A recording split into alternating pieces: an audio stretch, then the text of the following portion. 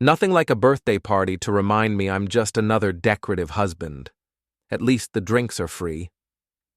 I stood in the corner of our McMansion's living room, watching my wife Laura hold court like some suburban queen bee. 40 guests packed into our overpriced house, all here to celebrate her 38th birthday. The irony wasn't lost on me. Half these people couldn't stand her 6 months ago. Before we dive deeper into this story, I have one small request. Please subscribe, drop a like, comment, and hit that hype button to boost this channel so more people can discover these incredible Reddit stories. Mark, honey, could you refresh the ice?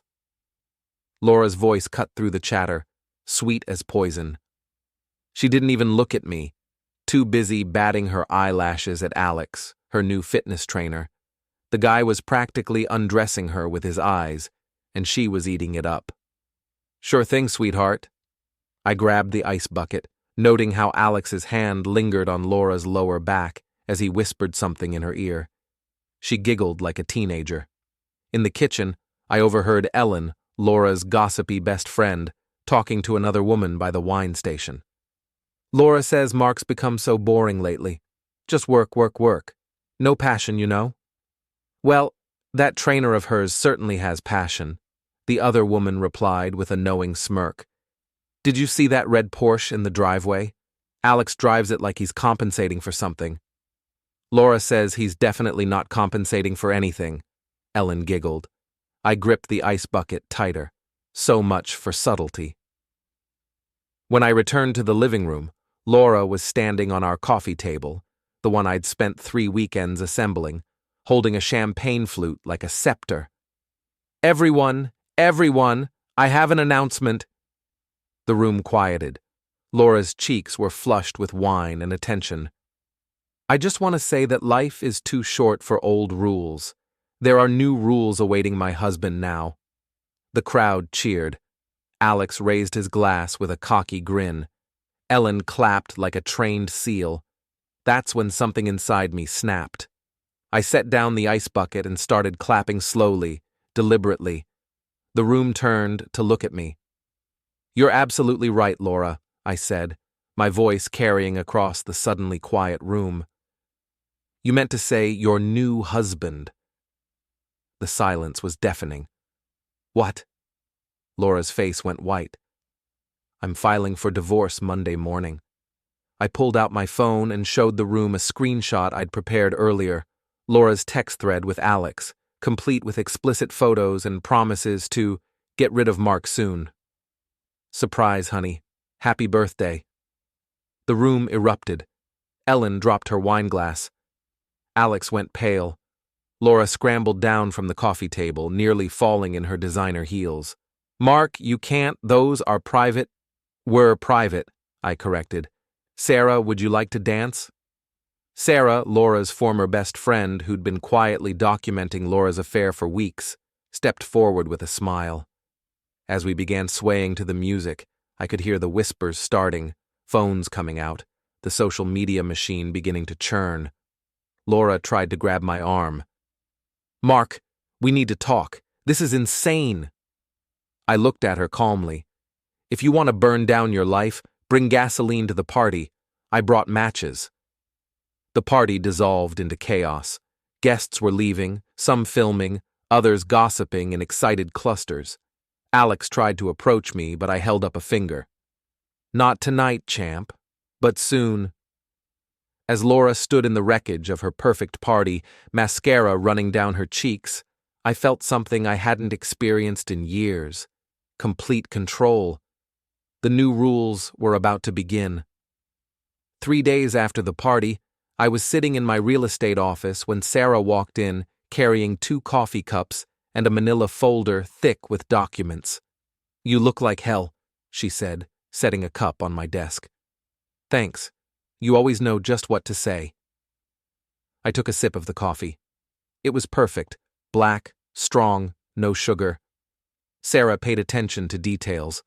Unlike my soon-to-be ex-wife, Sarah had been Laura's best friend until she discovered the affair 3 weeks ago. Instead of confronting Laura, she'd come to me with evidence. Smart woman. She was also beautiful in a way that didn't require an hour of makeup and a personal trainer. "I've been busy," Sarah said, opening the folder. "Laura's been sloppy, really sloppy." She spread out printed emails, bank statements, and photos across my desk. "She's been using your joint credit card to pay for hotel rooms, the Marriott downtown, every Tuesday and Thursday for 2 months, always the same room, the penthouse suite. Expensive taste for a cheating wife. It gets better. She told Alex you were having mental health issues, planning to have you committed so she could take the house and your business." Sarah pulled out another document. "She's been meeting with a lawyer about having you declared incompetent." I laughed, but there was no humor in it. "Mental health issues, that's creative." "There's more. Ellen's been helping. She's the one who introduced Laura to the lawyer. They've been planning this for months." The coffee turned bitter in my mouth. "How long have you known?" "About the affair? 3 weeks? About the rest?" "I found out yesterday when I hacked into Ellen's email." Sarah met my eyes. "I know what you're thinking. Why didn't I tell Laura I knew? Why come to you instead?" The thought had crossed my mind. Because Laura's been a terrible friend for years. She's selfish, manipulative, and cruel. When I found out what she was planning to do to you..." Sarah shrugged. "I decided you deserved better." "And what do you get out of this?" Sarah smiled. "Front row seats to the show." That afternoon, I drove to Alex's gym. The place reeked of sweat and desperation, middle-aged men trying to reclaim their youth, trophy wives working off their guilt. Alex was in the free weight section, showing off for a group of admiring women.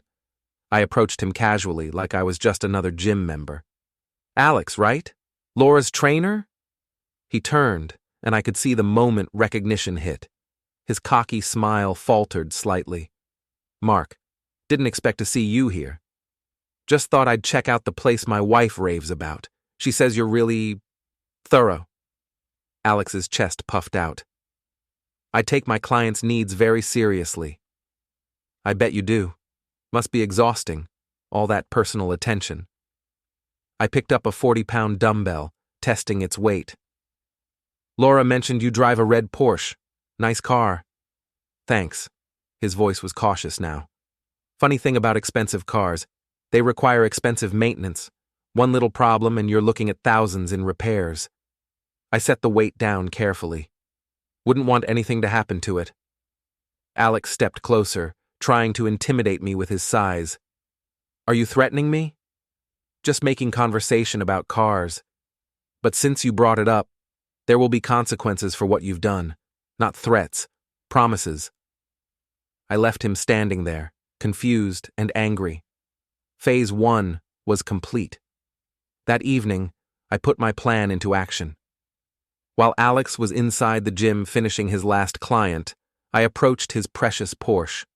I'd done my research, a few pounds of raw shrimp tucked into the air vents, and a small amount of sugar in the gas tank.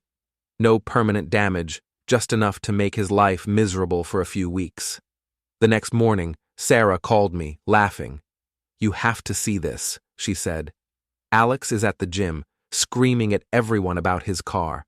The smell is apparently unbearable, and it won't start. He's convinced someone's sabotaging him. Paranoia's a terrible thing. He's threatening to call the police, says he knows it was you. Good luck proving that. I was home all evening watching Netflix. I have the viewing history to prove it." That afternoon, Alex showed up at my office. His face was red with rage, and he smelled faintly of seafood. "You snake! I know it was you." "I'm sorry. I don't know what you're talking about." I leaned back in my chair, completely calm. "Is there something wrong with your car?" "You know damn well what's wrong. This is harassment." "Alex, I think you're confused. I don't even know where you park your car." I pulled out my phone and started recording. "Are you feeling all right? You seem very agitated." He lunged forward, but I'd anticipated it. I rolled my chair back, and he stumbled into my desk. "That's assault," I said mildly, still recording.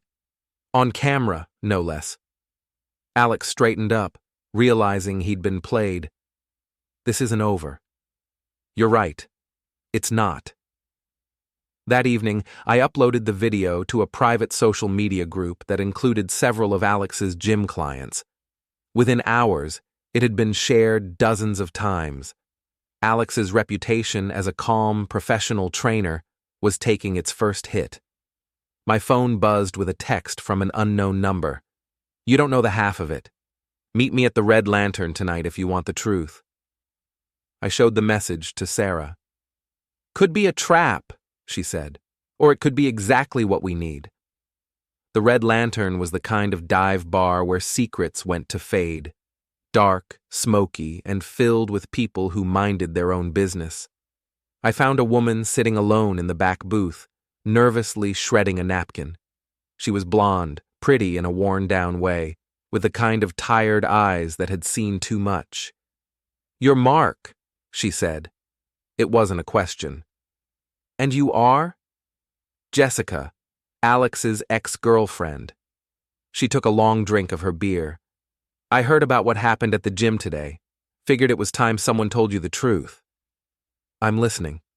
Jessica pulled out her phone and showed me a series of text messages. "Alex has been bragging about Laura for months. But it's not just an affair. They're planning to destroy you completely." The messages were worse than I'd imagined. Alex and Laura discussing how to drive me to a breakdown, how to manipulate my friends and clients, how to take everything I'd worked for. "There's more," Jessica said. "Alex has been dealing steroids to half the gym. Laura's been helping him launder the money through her event planning business." "Why are you telling me this?" "Because Alex is a bastard who destroyed my life, and Laura's helping him do the same to you." Jessica finished her beer. "Plus, I heard you're making his life hell. I want to help."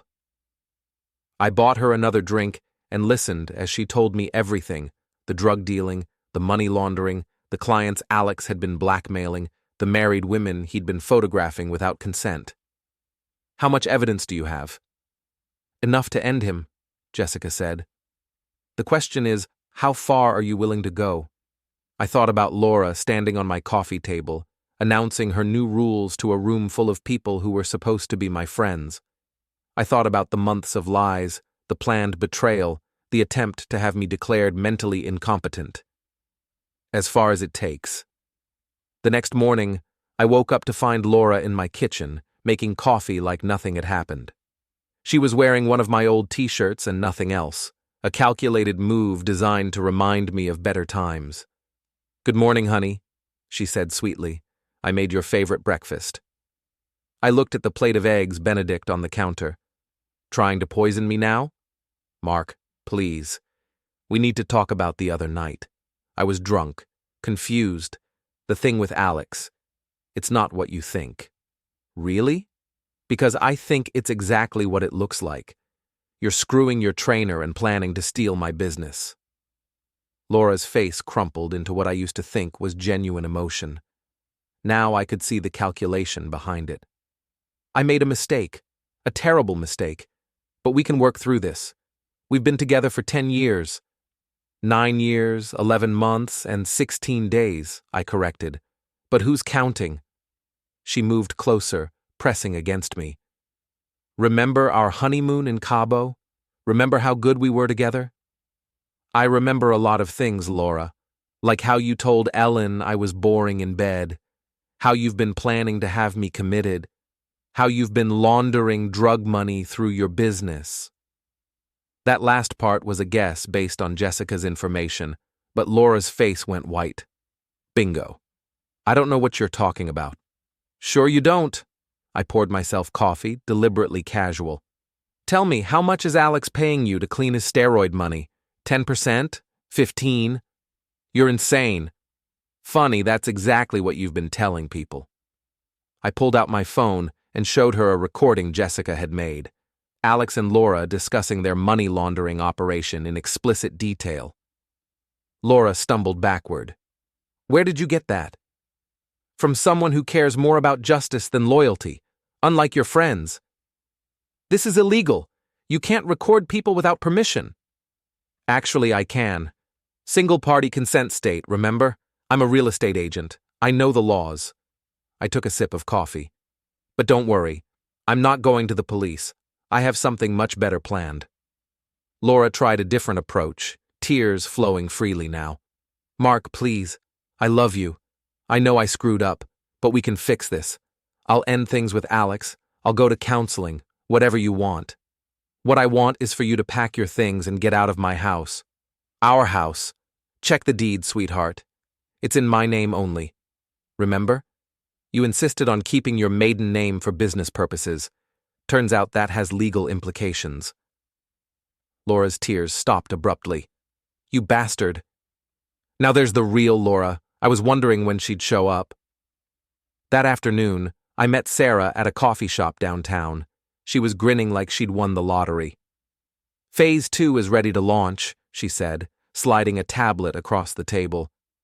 Laura's biggest event of the year is tomorrow night, the Children's Hospital Charity Gala.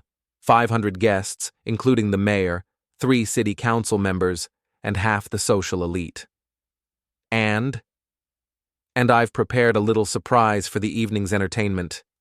Sarah showed me a video file on the tablet, a tribute to Laura and Alex's partnership. The video was a masterpiece of editing. Set to romantic music, it showed Laura and Alex's relationship timeline. Text messages, photos, hotel receipts, and financial records, all presented like a love story. The final segment revealed their drug money laundering operation with bank statements and recorded conversations. This is brilliant, I said. How do we get it played at the gala? Leave that to me. I volunteer with the hospital's event committee. Getting access to their AV system will be easy. What about afterwards? Laura will know it was us. Sarah's smile turned predatory. Let her know. By the time this video finishes playing, she won't have any friends left to complain to. The gala was held at the city's most exclusive hotel. I arrived fashionably late, wearing my best suit and a confident smile. Laura was in her element, working the room in a designer gown that probably cost more than most people's monthly salary. She saw me enter and froze. I gave her a little wave. The evening proceeded normally until the moment for the charity presentation. Laura took the stage, radiant in the spotlight. Ladies and gentlemen, thank you for joining us tonight. Before we begin our auction, I'd like to share a special video about the power of love and partnership. The lights dimmed, and Sarah's masterpiece began playing on the massive screen behind Laura. For the first 30 seconds, it looked like a normal charity video. Then Laura's face appeared, followed by Alex's, and the real show began. The audience watched in stunned silence as Laura and Alex's affair unfolded in high definition. Text messages appeared on screen. Mark is so pathetic. Can't wait to take his money. The mental health angle is perfect. Laura stood frozen on stage, her face illuminated by the incriminating evidence playing behind her. She turned to look at the screen just as a photo appeared, showing her and Alex in bed at the Marriott. "Turn it off!" she screamed. "Turn it off right now!" But the video wasn't finished. The final segment revealed their drug operation with bank statements showing suspicious deposits, recordings of Alex discussing steroid sales, and Laura's business records showing the money laundering. The audience erupted. People were standing, shouting, taking photos with their phones. The mayor looked disgusted. City council members were heading for the exits. Laura's boss, the hospital board chairman, stormed onto the stage. "You're fired. Security, escort Ms. Patterson out immediately." That's when Alex made his grand entrance. He'd apparently been watching from the bar and decided to play hero. He charged through the crowd toward the stage, shouting threats and obscenities. "You snake! I'll ruin you!" I stepped calmly into his path.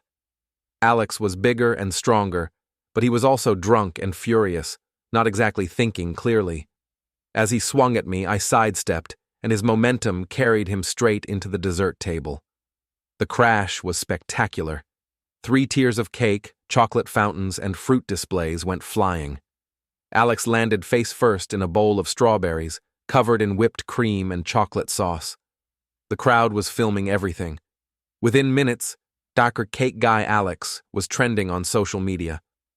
Hotel security dragged Alex away, still covered in dessert. Laura tried to follow, but the hospital board chairman blocked her path. "Don't even think about coming back," he said loudly. "Your services are no longer required." As Laura stumbled out in humiliation, I felt a hand on my shoulder. It was Detective Heller, a friend of Laura's from her college days. "That was quite a show," he said. "Care to explain how you got those recordings?" "Single-party consent, Detective. Everything was obtained legally." "Maybe, but harassment is still illegal." I smiled. "You can't arrest a man for telling the truth, Detective. Not yet."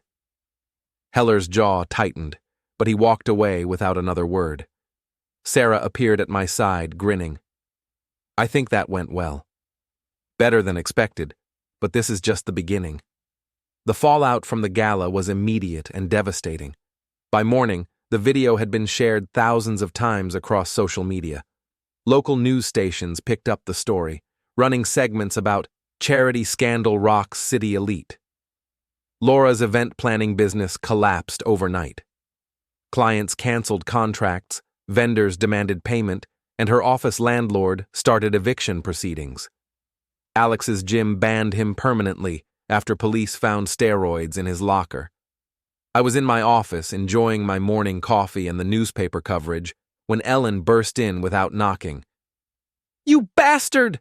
she screamed. "How could you do this to Laura? She's your wife!" "Soon-to-be ex-wife," I corrected. "And she did this to herself." Ellen was shaking with rage.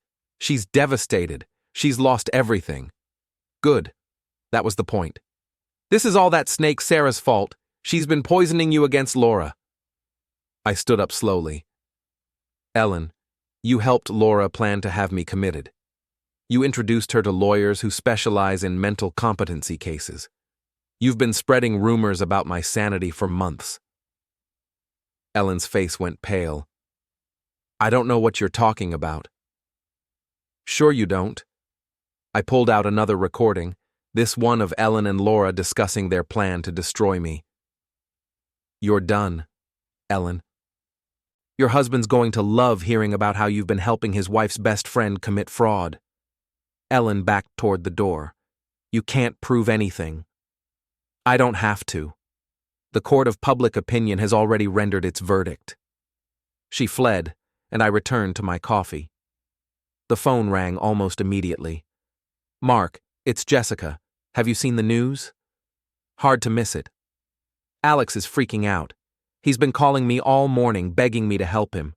Says he'll pay me to recant my statement about the steroids." "What did you tell him?" "I told him to go to hell. But Mark, he's getting desperate. Desperate men do stupid things." She was right to be worried. That afternoon, Alex showed up at my house, drunk and belligerent. I watched him through the window as he pounded on my front door. "Mark, get out here! We need to settle this like men!" I opened the door, staying behind the screen. "Alex, you smell like a brewery. You ruined my life." "No, you ruined your life. I just documented it." He pulled out his phone and started recording. "I want everyone to see what kind of man you really are, hiding behind lawyers and tricks instead of fighting fair." "Fair?" I laughed. "You mean like sleeping with my wife behind my back? Like planning to have me committed? That kind of fair? Laura loves me. We're going to be together." "Laura loves Laura. You were just convenient."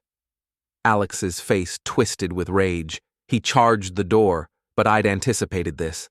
I stepped aside as he crashed through the screen, stumbling into my living room. "Now you're trespassing," I said calmly, pulling out my own phone to record, "and breaking and entering." Alex swung at me wildly. I ducked, and his fist went through my drywall. While he was stuck, I grabbed him by the back of his shirt and hauled him toward the front door. "Time to leave, champ." I shoved him out onto the porch, where he stumbled and fell down the front steps. My neighbors were watching from their yards, phones out, recording everything. "Stay away from my house, Alex. Next time I'm calling the police." He picked himself up, bleeding from a scraped elbow. "This isn't over." "Yes, it is." The video of Alex's drunken rampage went viral within hours. Combined with the gala footage, it painted a picture of a man completely out of control. His remaining clients abandoned him, and his landlord evicted him from his apartment. But Laura wasn't finished. 3 days later, she tried her most desperate gambit yet. She attempted to kidnap our dog, Buster, a golden retriever I'd rescued from a shelter 2 years ago. I came home from work to find my back gate open and Buster missing. My security cameras showed Laura creeping through my yard at 3 in the afternoon, calling Buster's name and luring him into her car. I called Sarah immediately. "She took Buster. That's kidnapping." Technically, it's theft, but emotionally, it's war. We tracked Laura to her new apartment across town, a dingy one-bedroom in a complex that had seen better days. Her car was in the parking lot, and I could hear Buster barking inside. "What's the plan?" Sarah asked. "Direct approach." I pounded on Laura's door. "Open up, Laura. I know you have my dog." "Go away," she shouted from inside. "Buster belongs with someone who actually loves him. You never even liked him. You complained about dog hair for 2 years." The door opened a crack, revealing Laura's tear-stained face. "I'm not giving him back. You took everything else from me." "I didn't take anything. You threw it all away." "Buster loves me." As if to contradict her, Buster came bounding toward the door, tail wagging frantically when he saw me. Laura tried to grab his collar, but he slipped past her and jumped into my arms. "See?" I said. "He knows who feeds him." Laura lunged for the dog, and I had to step back quickly. She followed us outside, screaming about custody and abandonment. The neighbors came out to watch the spectacle. "You can't just take him," Laura shrieked. "He's my dog. You stole him." She grabbed for Buster's leash, and we ended up in a ridiculous tug-of-war in the parking lot. That's when Sarah tackled Laura from the side, sending her sprawling onto the asphalt. "Run!" Sarah shouted. We sprinted toward my car with Buster, Laura chasing behind us in her pajamas and slippers. I got the dog into the back seat just as Laura reached us, pounding on the windows and screaming obscenities. The whole thing was captured by at least 6 different phones. By evening, just dog-napping Laura was trending alongside, "Oh, cake guy Alex." The next morning, Animal Control called to inform me that someone had filed a complaint about pet abuse. When they arrived to investigate, they found Buster healthy, happy, and living in a house with a fenced yard and premium dog food. Laura's apartment, meanwhile, had no pet deposit, no yard, and a lease that specifically prohibited animals. "Case closed," the Animal Control officer said. "Your dog stays with you." That afternoon, Detective Heller made one last attempt to intimidate me. "This has gone far enough," he said, cornering me in the parking lot of my office. "Laura's talking about a restraining order." "On what grounds?" "Harassment, stalking, take your pick." I pulled out my phone and showed him the security footage of Laura stealing Buster. "She trespassed on my property and stole my dog.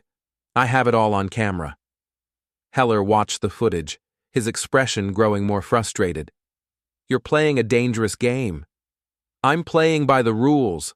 Laura's the one breaking laws." "What do you want from her?" "Nothing. I want her to leave me alone so I can move on with my life." "Then why don't you just ignore her?" I looked at him steadily. "Because some things can't be ignored, Detective. Some betrayals require consequences." Heller left without another word, and I knew Laura's official protection was gone. The end game was about to begin. 2 weeks later, I was served with divorce papers and a restraining order. Laura was demanding half of everything: the house, my business, my retirement accounts, even Buster.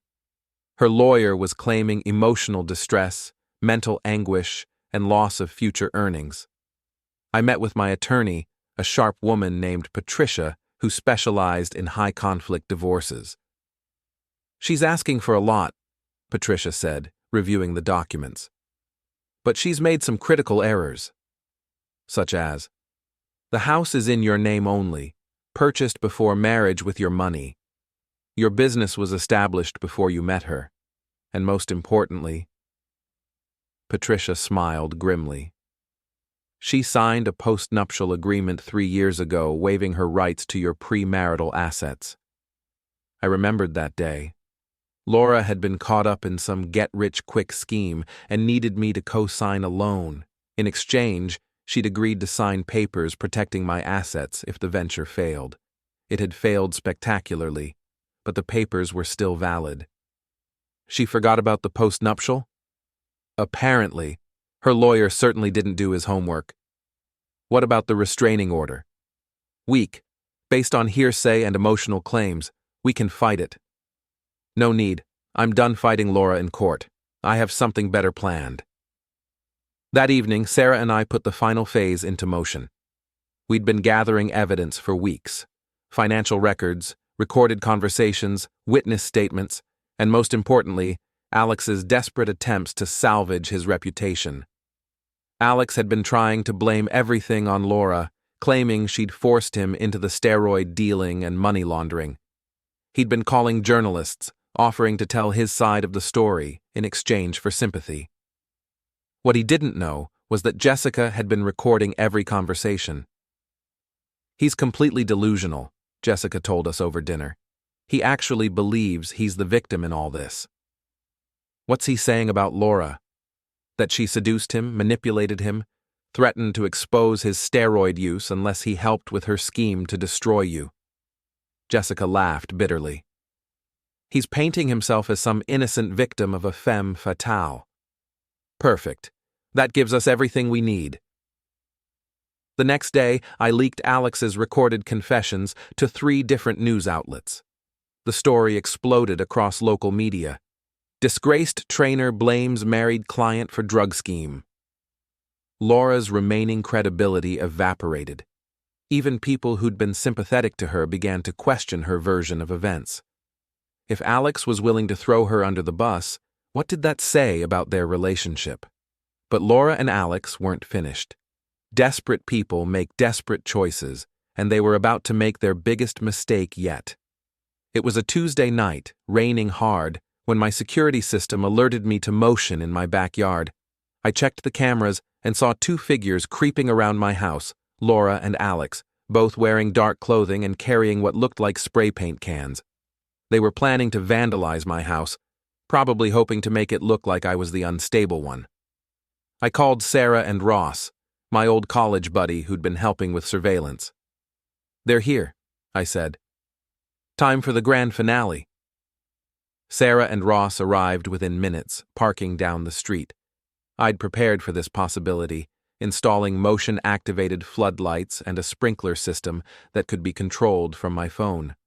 Laura and Alex were trying to break into my garage when I activated the first surprise, blinding floodlights that turned night into day.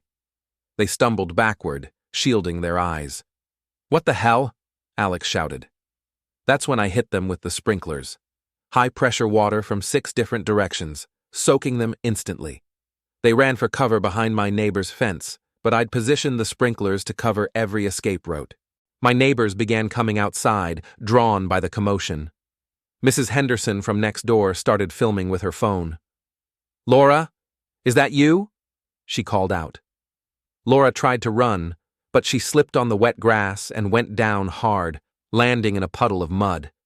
Alex tried to help her up, but the sprinklers were still going, and they were both soaked and filthy.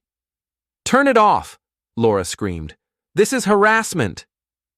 "This is trespassing," I replied from my front porch, staying dry under the overhang. "And attempted vandalism."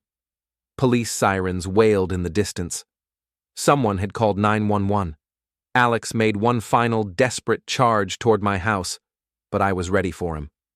As he rounded the corner, I opened my front door and stepped aside. He slipped on the wet porch and crashed through my screen door for the 2nd time, landing in a heap in my entryway. "Breaking and entering," I said to the arriving police officers. "I have it all on video."